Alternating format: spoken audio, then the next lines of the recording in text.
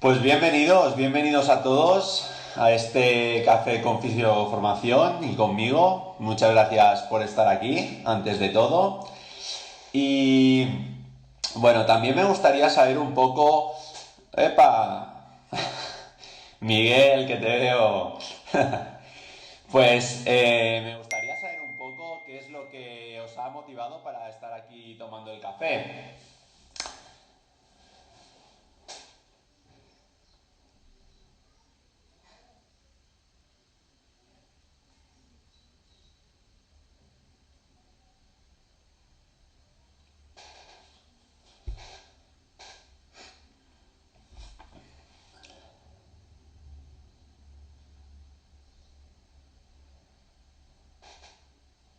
¿Qué es lo que nos ha motivado a estar aquí tomando el café ahora a estas horas para aprender un poco sobre nutrición?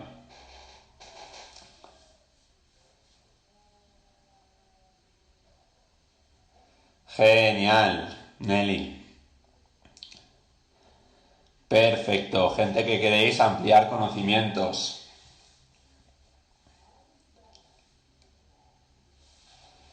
¿Algunos de aquí estuvisteis la semana pasada en el café conmigo?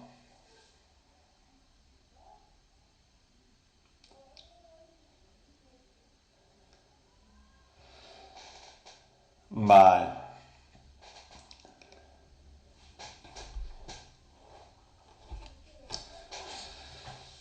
Ok, ok. La verdad que, a ver, hoy la intención es que, bueno, se ve que la semana pasada no se quedó la segunda parte grabada. Hay mucha gente, he recibido muchos mensajes de que, bueno, que se había quedado cortado y que querían saber más y todo esto, ¿no? Entonces, al final, hablamos un poco con Ana de Fisioformación y decidimos hacer otro café en el que pues repitiésemos un poco esos conceptos que estuvimos trabajando la semana pasada, ¿vale? Donde pudiese quedar todo bien recogido, esas tres fases de Rhizolymics que comentamos, y de esta forma pues aprovechar el tiempo que tengamos para poder explicar y resolver dudas, ¿vale? Así que hoy la intención es esta, es profundizar, digamos, consolidar, mejor dicho, los conceptos que trabajamos la semana pasada, ¿vale? Y resolver dudas. Era las 5, sí, Rosy. Bueno, pues antes de nada, para los que no me conozcáis, mi nombre es Viera Mengual, ¿vale? Soy fisioterapeuta, graduado en fisioterapia y luego, aparte, pues me he especializado en terapia manual y posteriormente en psiconeuroinmunología clínica y nutrición humana y salud, ¿vale? Entonces, digamos que me he ido un poco para la vertiente esta de la nutrición, que creo que es tan importante tener en cuenta en nuestros tratamientos, ¿vale? No obstante, ahora veremos un poco de que no se trata de que seamos nutricionistas. Quien quiera hacer dietas, por favor, que estudie nutrición. Pero sí que es interesante saber de nutrición, igual que un profesional de la nutrición debe saber sobre ejercicio o sobre otros procedimientos que le puedan influenciar en los resultados de sus pacientes, ¿vale? Entonces, dicho esto, gracias por estar todos aquí, ¿vale? Hoy es un día jueves, ya estamos un poco de bajón y ahora estamos a la vez un poco animados porque ya vemos el final del túnel de este confinamiento, ¿no? A los fisios ya en principio se nos deja trabajar a partir de la semana que viene en algunas comunidades, así que ánimo, que ahora ya volvemos al ruedo, ¿no?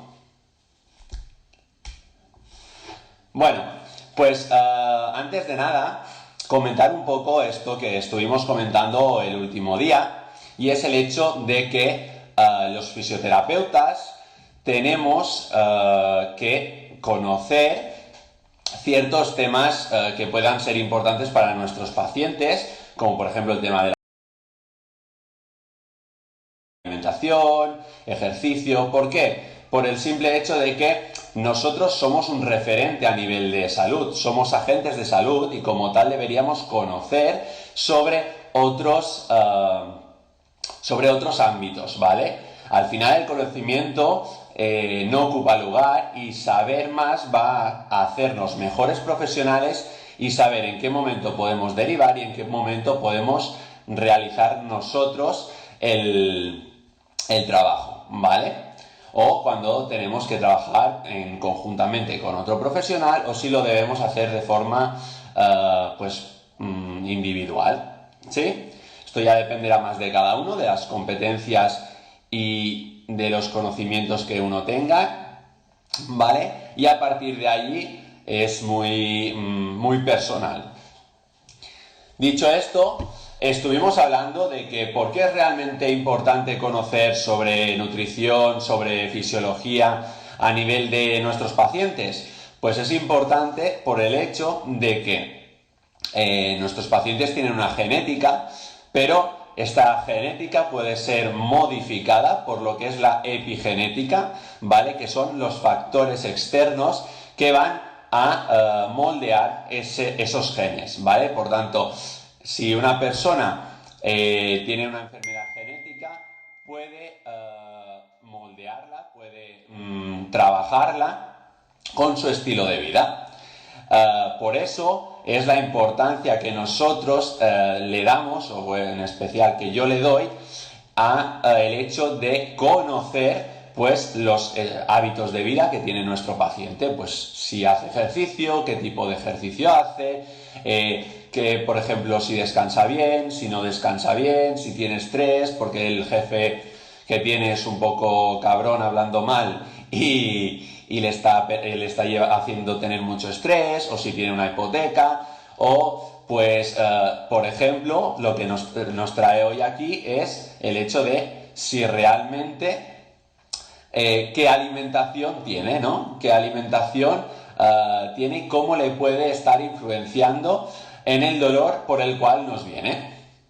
¿Vale? Entendiendo esto, pues sale la idea, ¿no? De decir, bueno, soy fisioterapeuta, pero necesito conocer, pues, sobre alimentación. ¿Por qué no?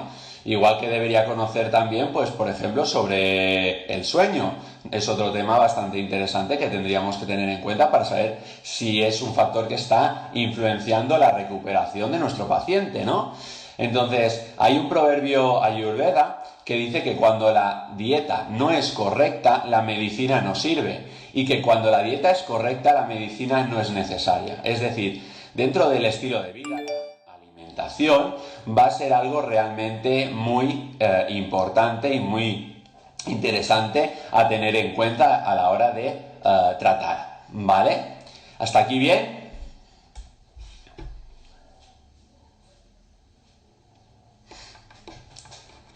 ¿Vamos bien de momento?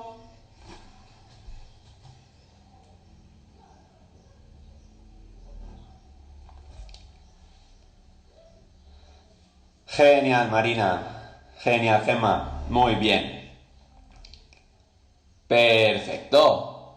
Muy bien, Inés.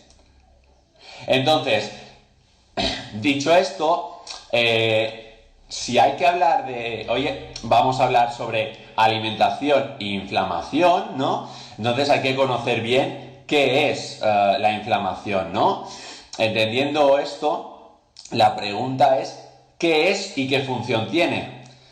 ¿Qué función y qué es la inflamación? A ver, ¿quién me lo dice?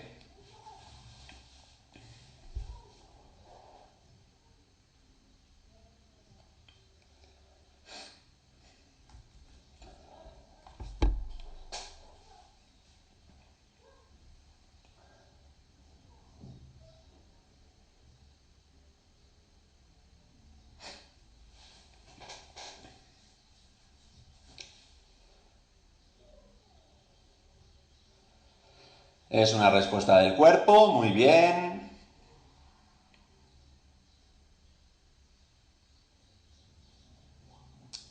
Proceso de regeneración, muy bien. ¿Qué más?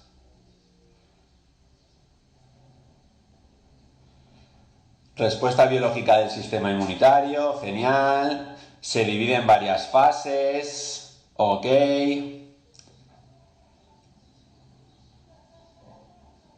Una respuesta del sistema inmunológico ante una afectación, muy bien.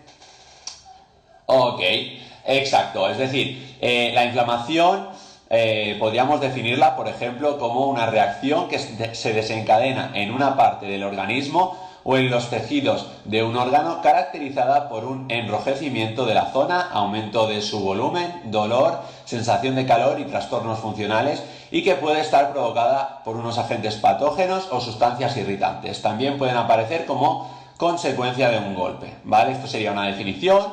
Otra definición que también estuvimos comentando el otro día es el enrojecimiento, hinchazón, dolor o sensación de calor en un área del cuerpo. Es una reacción de este para protegerse de las lesiones, las enfermedades o la irritación de los tejidos, ¿vale?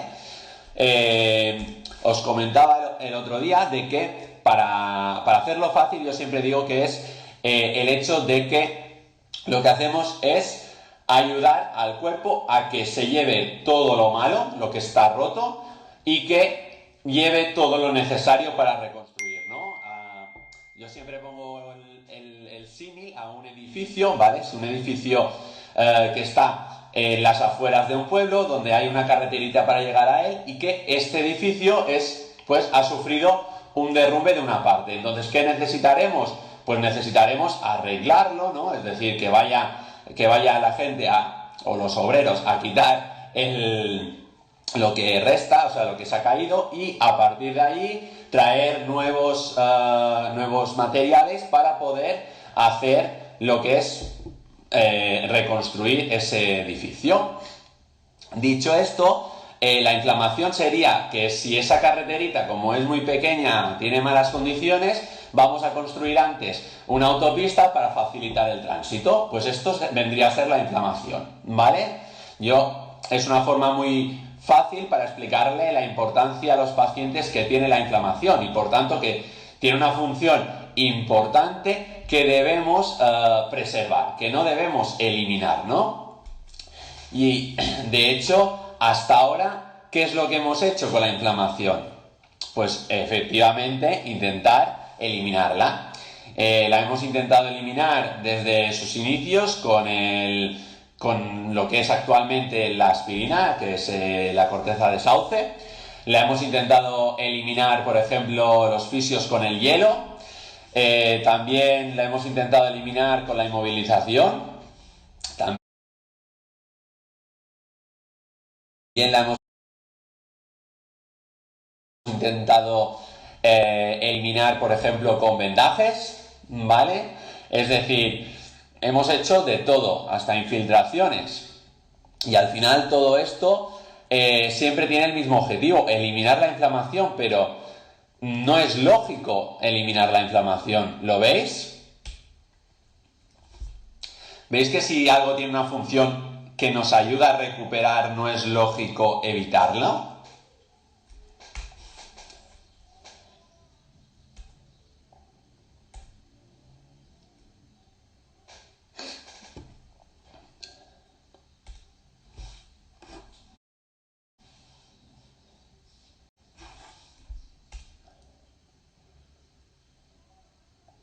Perfecto.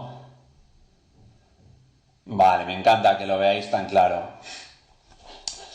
Muy bien, pues dicho esto, hay que entender el proceso de la inflamación. Buenas, Erika, ¿cómo estás? Hay que entender el proceso de la inflamación, ¿no? El proceso de la recuperación, como comentabais algunos, la regeneración, tiene una fase inflamatoria, ¿vale? Tiene una fase proliferativa y una fase remodelativa, ¿sí? La primera tiene dura desde el inicio de la lesión hasta aproximadamente 4 o 7 días, aunque la fase inflamatoria, digamos, más potente serían los 3 primeros días después de el incidente, ¿vale? Seguidamente tendríamos la fase proliferativa, que aparecería el cuarto día, ¿vale? Lo que os comentaba, los 3 primeros días son los puros inflamatorios y a partir del cuarto ya empezamos la fase proliferativa y duraría hasta las 2 semanas, 14 días aproximadamente. Y a partir del octavo día sería que empezaría la remodelativa y podría durar hasta un año, ¿vale? Entendiendo esto, vemos que se solapan unas entre sí, ¿vale? Y que la importancia de la fase inflamatoria sobre todo estaría en esos 3 primeros días donde es la protagonista única, ¿sí? Bien, hasta aquí.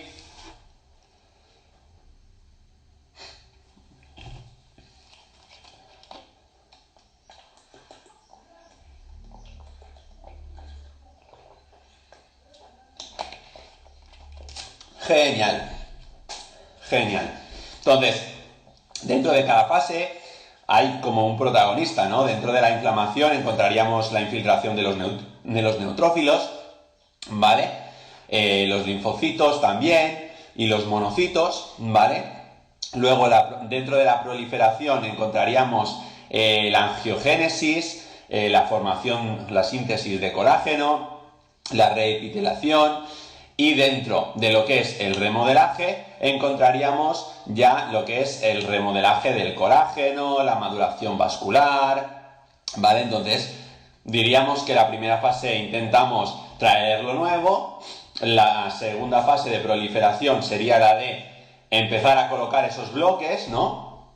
Y la última sería ya la de testar si ese edificio está bien hecho, ¿no? Le tiraríamos algo para ver si aguanta. Entonces, esas serían un poco las 3 fases de la regeneración, ¿no?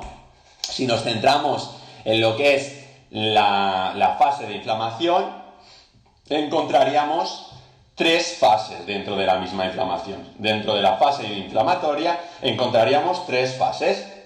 Una primera fase de iniciación, una segunda de resolución y una tercera fase de terminación, ¿vale? Esto es lo que se conoce como el proceso de Rhizoliomics, ¿vale? El proceso de Rhizoliomics es un término que acuñó Charles Serhan. Podéis buscar estudios sobre este señor, de hecho está centrado en este tema, sobre todo los estudios empiezan en 2011-2014, ¿vale? Sobre este término. Entonces os animo a que sigáis aprendiendo e indagando sobre este tema, que a mí personalmente me apasiona y le saco mucho rendimiento en consulta. Y lo que os comentaba, digamos que este proceso de Rhizoliomics, como dice su nombre, es que el mismo proceso inflamatorio está regulado para terminar, para resolverse, ¿vale? Por tanto, si nosotros dejamos la inflamación sin hacer nada, veremos que esa inflamación se resuelve, ¿vale? Entonces, os comentaba que hay 3 fases. En la primera fase de iniciación encontraremos que sería, por ejemplo, cuando nuestro paciente se dobla el tobillo. ¿Y qué pasa? Pues que en nuestro cuerpo se empiezan a segregar lo que son leucotrienos B4 y prostaglandinas, en especial la prostaglandina E2. Cuando estas dos sustancias llegan a un punto determinado, al checkpoint 1, lo que pasa es que se va a hacer el switch, el ecosanoid switch, que es el, digamos, interruptor ecosanoide, ¿vale? Lo traduciríamos como interruptor ecosanoide, porque todas estas sustancias de las que estamos hablando provienen de ecosanoides, ¿vale?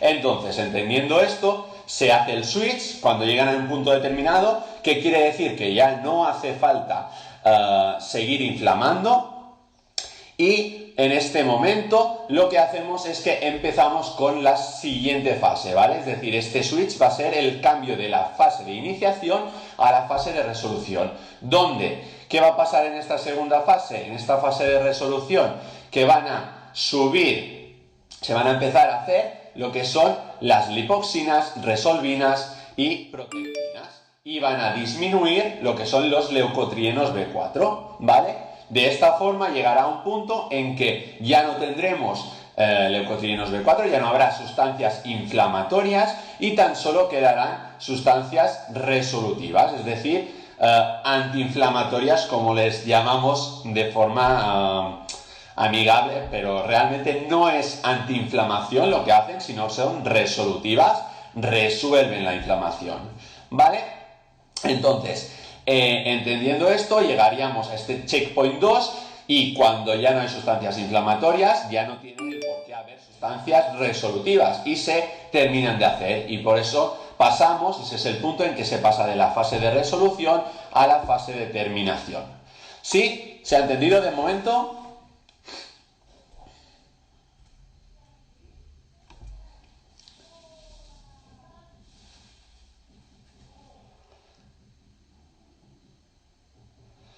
Perfecto. Perfecto. Ok, dicho esto, ahora vamos a centrarnos en cómo ocurre este proceso de inflamación, ¿vale?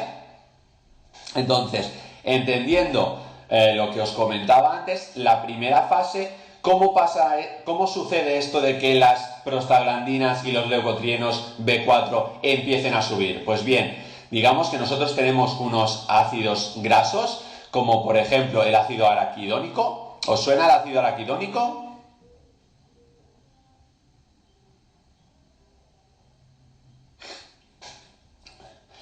Si no os suena, lo veremos en breve, sabremos de dónde podemos conseguirlo a través de la alimentación, ¿vale? Entonces, el ácido araquidón, lo que va a pasar es que la fosfolipasa A2 va a ir al ácido araquidónico y le va a decir, escucha, vamos a empezar a hacer algo, ¿no? Porque estamos mal. Entonces, ¿qué va a hacer el ácido araquidónico? Va a empezar a orquestar, ¿no? A dirigir la orquesta de la inflamación, que me gusta decirle yo a mí. Y es el hecho de que va a empezar a hacer, por un lado, va a activar ciclooxigenasa, la cual va a activar las prostaglandinas E2, y estas van a encargarse de hacer inflamación. Por otra parte, va a activar lo que son los LOX, ¿vale? La lipoxigenasa.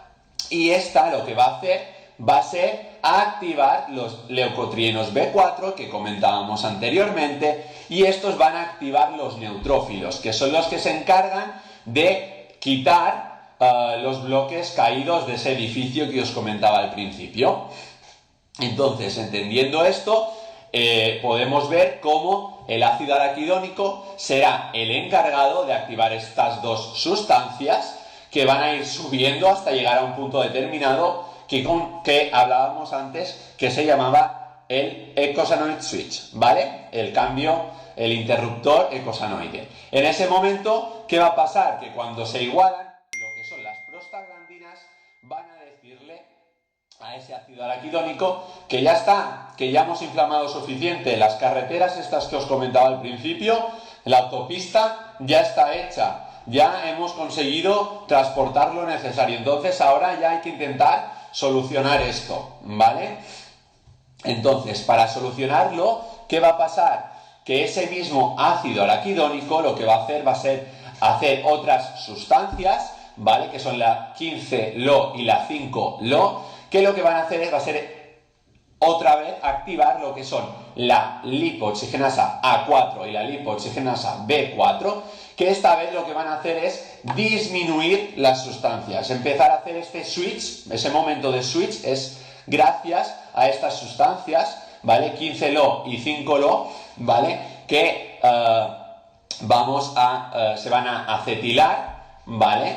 Y de esta forma vamos a conseguir mejorar esa resolución. Entonces, hecho este stop, gracias a la 5-LO y 15-LO, lo que vamos a empezar a hacer son las sustancias resolutivas, ¿vale? Que vienen de lo que son otros ácidos, ¿vale? Otros ácidos grasos, como son el DHA y el EPA, que son ácidos omega 3, ¿vale? El ácido araquidónico es un ácido omega 6, ¿vale? Pero como habéis visto, tiene capacidad proinflamatoria y antiinflamatoria, o proresolutiva, para decirlo de otra forma. Y lo que va a pasar ahora es que vamos a activar esos omega 3, ¿vale? Que van a hacer las resolvinas, protectinas, maresinas, ¿vale? Existen dos clases de resolvinas, la serie D, si vienen de DHA, que es un tipo de omega 3, y de serie E, si vienen de EPA, que es otra clase de omega 3, ¿vale? ¿Hasta aquí bien?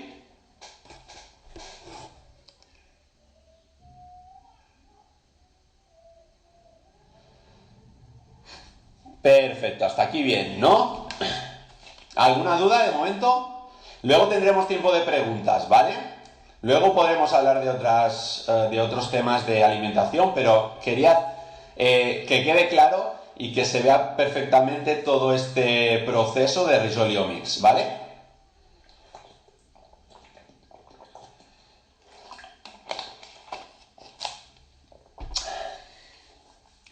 Perfecto. Perfecto, pues dicho esto, vamos a dos cosas importantes. Si esto es así, fisiológicamente, esto es fisiología básica, ¿no? ¿Por qué no pasa en todos mis pacientes, no? Será la pregunta. ¿Por qué todos no se solucionan fácilmente la inflamación? ¿Por qué no tienen esa facilidad, no? Entonces, la respuesta está en tres cosas, tres factores, básicamente. Los antiinflamatorios, ¿vale? Que intentamos eliminar esa inflamación, no todo eso que intentamos, que hemos dicho antes que intentamos hacer para que no pase la inflamación, ¿vale? Uno de ellos, los que más comúnmente se utilizan son los antiinflamatorios no esteroideos, es decir, los AINES, ¿vale? Y luego tendríamos otras medicaciones que puedan alterar a los procesos resolutivos de la inflamación y también podríamos tener lo que es el low grade inflammation, ¿vale? O inflamación de bajo grado que vendría derivada de un mal estilo de vida, lo que estábamos comentando al principio, ¿no? Entendiendo esto, podemos ver que habrá que trabajar lo que es el estilo de vida, la parte alimentaria, está claro, es la que hoy nos atañe, pero también habrá que decirle al paciente que por favor evite tomar antiinflamatorios o medicaciones que puedan alterar este proceso, ¿sí? De hecho, realmente el AINES lo que es un anti-COX-2, lo que va a hacer es evitar que lo que es la vía que os comentaba antes de la ciclooxigenasa, que al final daba las prostaglandinas para inflamar, se elimine. ¿Qué pasa? Que en biología al final tiene que salir un total, ¿no? Y si algo no sale de aquí, se aumenta aquí. Por lo que va a haber un aumento en estos casos que tomemos antiinflamatorios, va a haber un aumento de lo que es el leucotrieno B4 y una activación excesiva de neutrófilos, ¿vale? Por eso la resolución va a ser peor, ¿vale? Por tanto, hay que intentar evitar a que nuestros pacientes hagan esto, ¿vale? Dicho esto, ya estamos en el punto en que nosotros podemos dar recomendaciones. Y digo dar recomendaciones y no hacer dietas, ¿vale? Es decir, los fisios no hacemos dietas.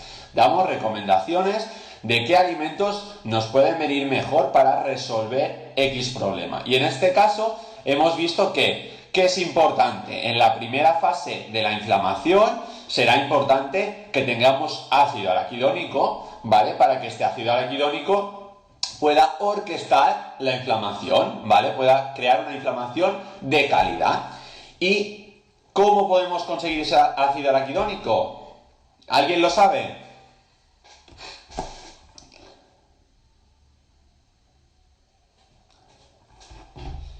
¿Quién me lo dice?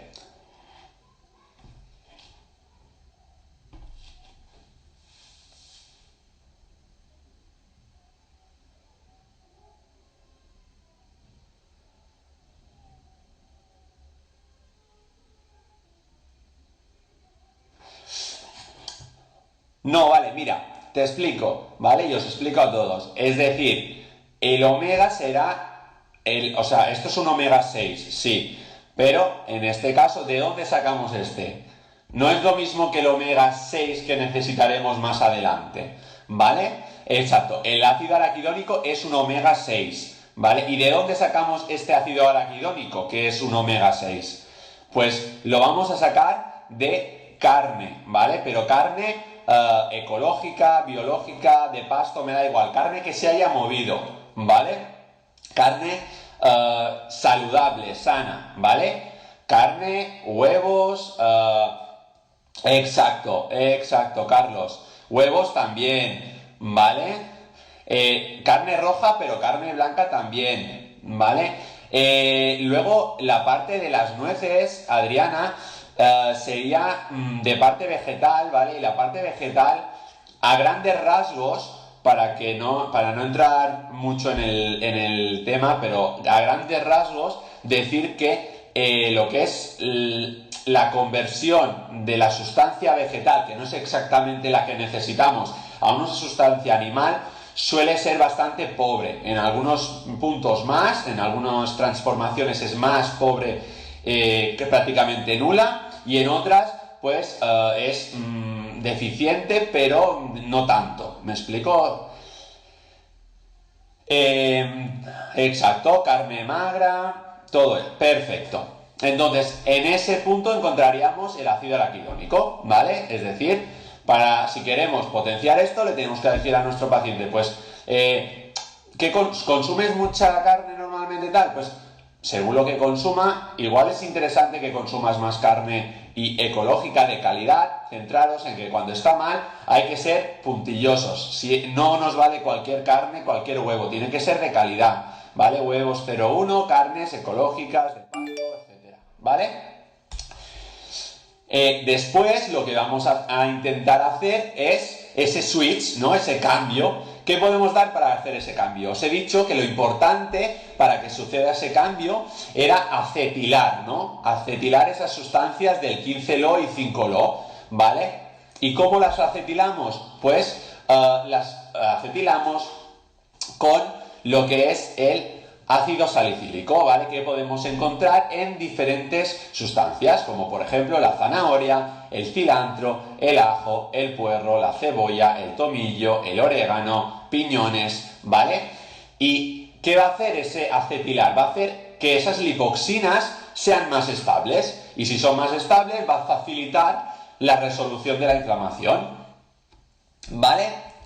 Entonces, para hacer este cambio nos vamos más a la parte verde, ¿vale? Nos vamos más a esa parte verde del plato, ¿no? Yo siempre digo que hay que hacer mitad y mitad, ¿no? Hay que intentar igualar. Entonces, la zanahoria, cilantro, ajo, puerro, cebolla, tomillo, orégano, piñones serían sustancias que nos ayudarían, ¿vale?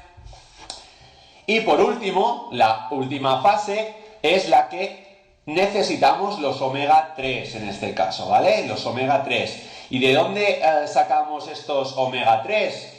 Que sean DHA y EPA en especial. Esta pregunta es fácil, ¿eh? ¿Dónde está el omega 3? Mayoritariamente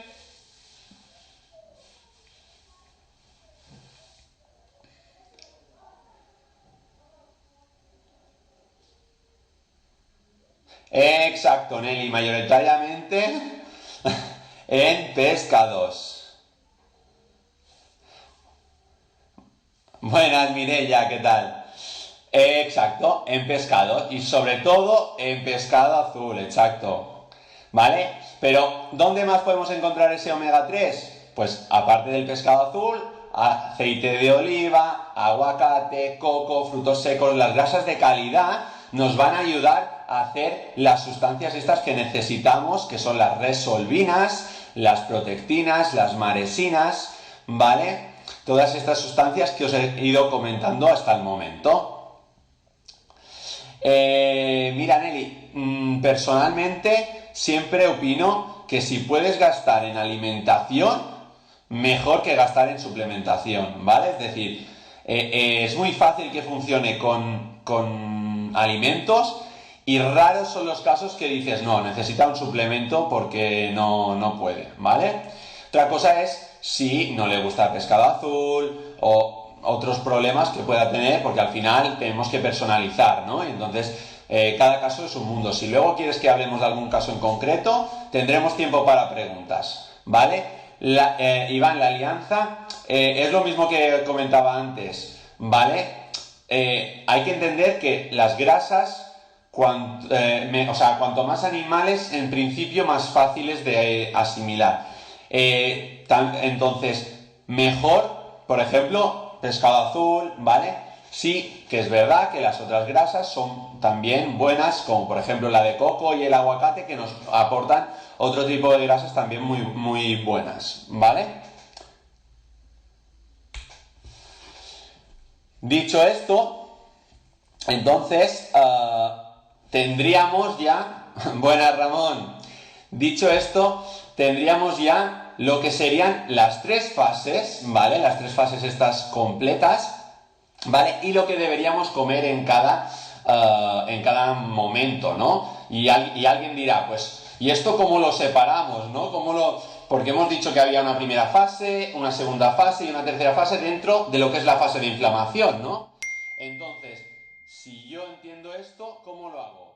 Pues al igual que en lo que es el proceso de regeneración, que había las diferentes fases, inflamatoria, proliferativa y de remodelación, que se iban solapando, aquí va a pasar lo mismo. Por tanto, la fase inicial, la fase de resolución y determinación, tienen solapes, ¿no? ¿Eso qué quiere decir? Que no tenemos que pensar, ahora este primer día solo esto, solo como ácido araquidónico, no solo como esa carne para conseguir el ácido araquidónico o esos huevos, ¿no? No, ¿vale? Desde el minuto 1 podemos comer o deberíamos comer todo lo que hemos estado hablando. ¿Por qué? Porque todo va a hacer el conjunto necesario para que cuando el cuerpo lo necesite vaya cogiendo. Lo importante es que el cuerpo tenga las sustancias necesarias para resolver esa inflamación, ¿vale?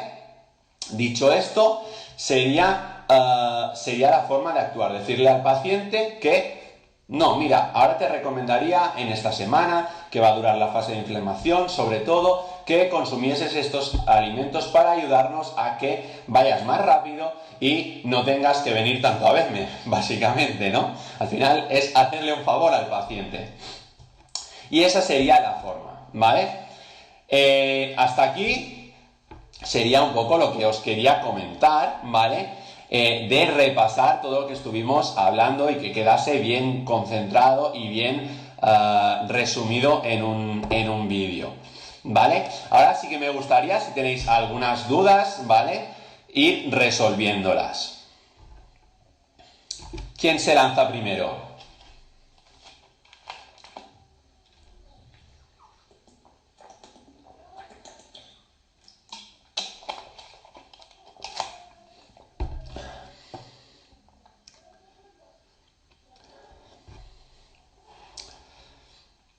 Vale. Las cosas que no nos van a ayudar son aquellas que vayan, digamos, a favorecer lo que es la inflamación o lo que vaya a favorecer el low grade inflammation, esa inflamación de bajo grado que hemos hablado, ¿vale? La mayoría de estudios hablan de que lo que va a empeorarlo son el estilo de vida occidental, ¿vale? Es decir, y dentro de toda esa parte de estilo de vida occidental, que compone sedentarismo, dormir mal y comer mal. ¿Qué significa esto, comer mal? Ultraprocesados, procesados con azúcar, cosas que no conocemos, productos que miras la etiqueta y dices, pero si la mitad de cosas no sé qué es, ¿vale? Entonces, todo esto sería cosas a evitar, ¿vale? Después, cosas que podrían también evitarse serían, por ejemplo, alimentos que tengan gluten y alimentos que, por ejemplo, contengan lácteos, dependiendo también del paciente, ¿vale? Pero esos serían los más importantes, ¿vale? Después hay matices, ¿vale? De hecho, nosotros en el curso que damos sobre alimentación en lesiones musculoesqueléticas, lo que hacemos es precisamente hablar sobre cada alimento y ver realmente qué nos dice la ciencia de él, ¿no? ¿Qué es lo que nos dice la ciencia? Porque al final no hay buenos ni malos, simplemente es, ahora no me interesa esto porque me va a hacer esta reacción, me va a hacer este proceso fisiológico, esto ahora mismo, ¿no? Entonces es un poco el hecho de ver cómo queremos enfocarlo y qué es lo que debemos en cada paciente quitar o no, porque no todo es todos iguales, no. Hay que trabajar cada paciente cuál es su alimentación y a partir de ahí ver qué recomendaciones le podemos dar. ¿Vale? Me voy para arriba. Sí, vale, sería un poco así. Es decir, necesitamos tanto omega 6 como omega 3 de calidad, y remarco de calidad, no me vale cualquier pescado azul, quiero el pescado azul que se ha movido y ha disfrutado y ha vivido como un rey, y quiero el omega 6 también, que haya vivido y haya disfrutado como un rey o una reina, ¿vale? ¿Qué alimentos son los más contraproducentes?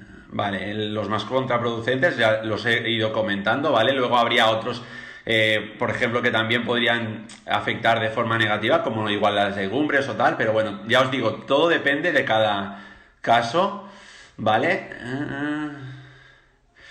En casos de enfermedades inflamatorias también sería lo mismo, ¿vale? Es decir, es aplicable a enfermedades inflamatorias. Aunque, remarco, nosotros no somos normalmente el especialista que debería tratar enfermedades inflamatorias. Sí, a ello te refieres más a enfermedades inflamatorias intestinales, etcétera, ¿vale? Mira, Iván, en las cicatrices quirúrgicas habría un paralelismo con un proceso de inflamación traumática. Se podría decir que sí, ¿vale? Pero también sería importante el tema de la hidratación en ese aspecto, ¿vale? De hecho, la hidratación y la fibrosis están muy relacionadas, ¿vale? Entonces, esto también es un tema que le damos también mucha importancia y que creo que es muy útil en cuanto a la consulta, ¿vale?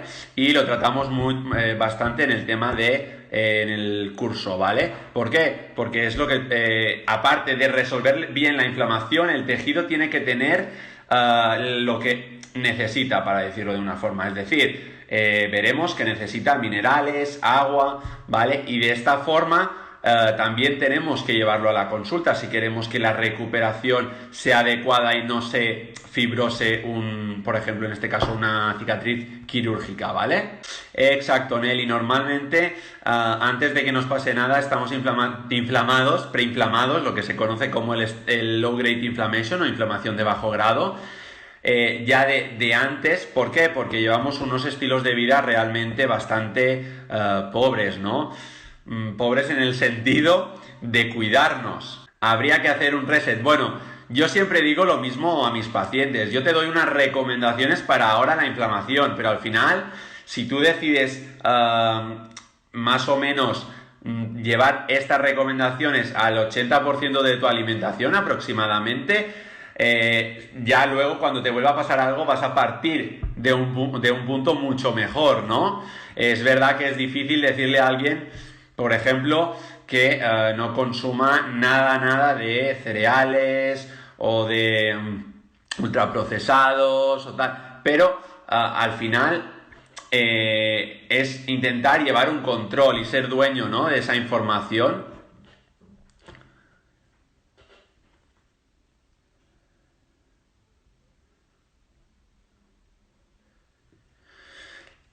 Mira, respecto a la pregunta que me comentas, Damoya21, ¿vale? Realmente yo en las primeras fases no pongo hielo, ¿vale? Es decir, yo lo que hago es simplemente darle las recomendaciones de alimentación para que él o ella pueda resolver la inflamación lo mejor posible, al menos esa primera semana, y después ya veremos si hay que aplicar algo más, porque igual esa persona no le va a bastar solo con esa semana de una alimentación adecuada, ¿vale? Entonces hay que también intentar, pues, vale, no solo te basta con eso, pues luego aplicar las terapias, las técnicas que necesitemos, porque si parte de ese estado de inflamación base, pues una semana va a ser nada, pero ya le estamos ayudando, ¿vale? Ya le estamos aportando lo que necesita para hacer un poco ese nuevo edificio de forma correcta, ¿vale? Por tanto, en ningún caso utilizaría hielo, pero porque al final quiero que el proceso fisiológico se dé. Yo siempre digo lo mismo, si realmente esto fuese un problema, ¿creéis que actualmente habría 7 millones de personas? O bueno, ahora el virus está regulando la población, ¿no?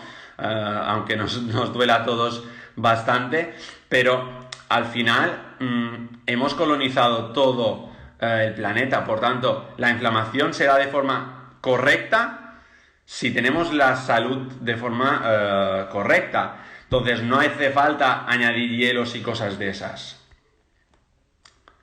En una primera fase, ¿eh? Yo no estoy diciendo que en ciertos casos no pueda ser positivo, ¿vale? Pero estamos hablando de una persona que pueda tener una buena salud, que no tenga una inflamación de bajo grado y que le podamos aportar para que él vaya resolviendo. Al final hay una frase que seguramente habréis oído y es la de que el fisioterapeuta no cura, ayuda a curar. Es decir, nosotros aportamos de una forma determinada, ya sea con terapia manual, masaje, ejercicio, ¿vale?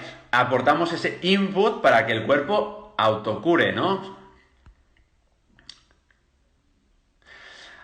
¿Qué opino del ayuno? El ayuno es una buena técnica, realmente a mí me gusta, ¿vale? Lo practico y tal, entonces totalmente de acuerdo, me gusta, es positivo para trabajar la inflamación. La cuestión aquí es que creo que no es ya meterse mucho en un fregado complicado, decirle al paciente, escucha, vamos a hacer este ayuno, no sé qué, ¿por qué?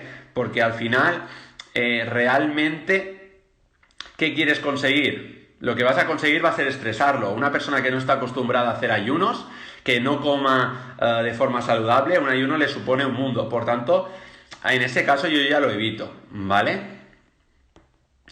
Lo trabajaría en casos que igual ya lo conociese un poco, tuviese una buena alimentación y según el objetivo.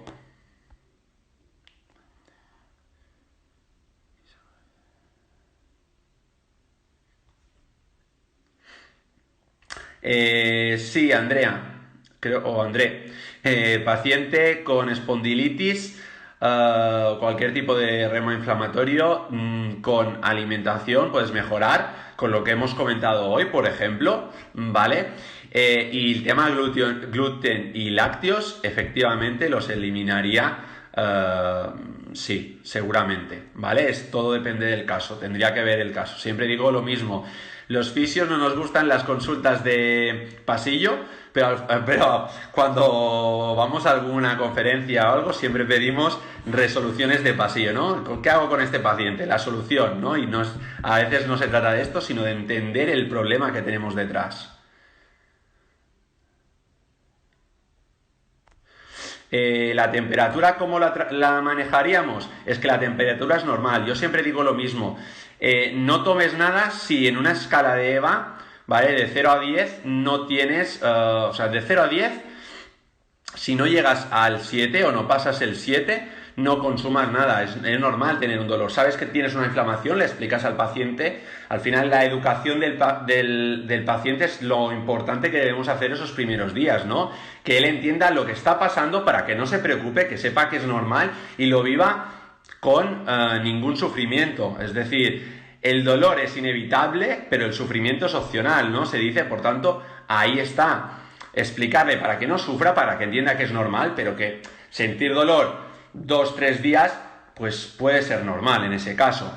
¿Que es un dolor excesivo? Pues podremos utilizar alguna medicación. Por ejemplo, la aspirina en dosis pequeñas ha mostrado que es una buena una buena fuente de hacer el switch, ese que os comentaba, ¿vale? Porque el ácido acetilsalicílico ayuda a acetilar la ciclooxigenasa. Entonces, de esa forma nos ayudaría, ¿vale? Las dosis serían pues entre unos 30 a 50 miligramos, es decir, un adiro partido por la mitad, que es nada y menos, ¿vale?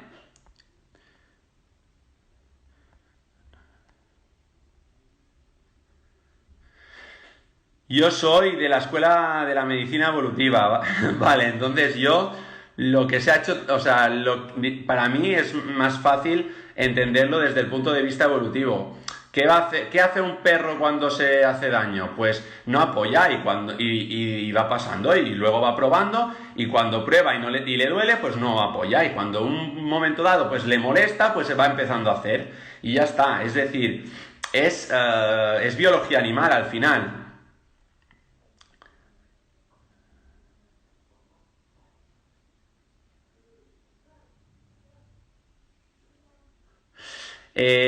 Buenas, Berta. Mira, primero de todo, la pregunta que me haces creo que no atañe a fisioterapia, ¿vale? No obstante, te respondo como experto en psiconeuroinmunología, o sea, experto universitario, que es la formación que tengo, ¿vale? No es que sea experto de nada. Entonces, ¿cómo lo abordarías? Por una parte, lo abordaría con lo que os he explicado del proceso Rizoliomics. ¿Vale? Es decir, ¿por qué? Porque necesitamos que el cuerpo tenga todo lo necesario y después tendríamos que ver realmente una historia de esa persona y ver qué factores han influenciado en esta amenorrea, ¿vale? Pero seguramente un cambio de alimentación sería importante y un cambio de estilo de vida seguramente que también, ¿no? Ya sea en el estrés que sufra esa persona, ¿vale? Y en los hábitos de vida.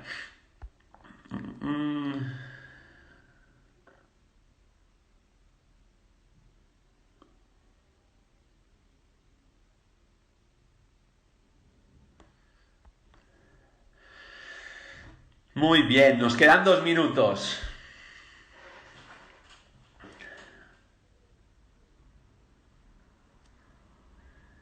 Nos quedan 2 minutos. ¿Alguna pregunta más?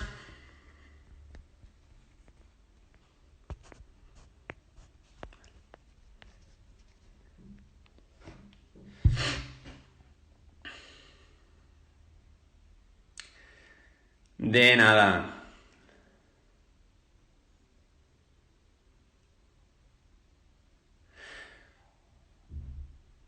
Pues muchas gracias por estar aquí, a vosotros, ¿vale? Ha sido un placer disfrutar de este café con vosotros y nos vemos en la próxima o si os animáis a apuntaros al curso, nos vemos en el curso de nutrición.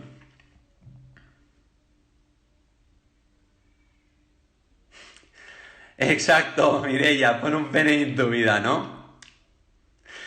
Hombre, la verdad que el entender de estilo de vida te da luego muchas herramientas para poder trabajar tus pacientes, ya sean del área que sean, ¿no? Hay de fisioterapia, como de nutrición, como de cualquier tipo de servicio sanitario. Pues nada, muchas gracias a vosotros y nos vemos, lo dicho, en algún curso o en un próximo café con fisioformación. Venga, un abrazo.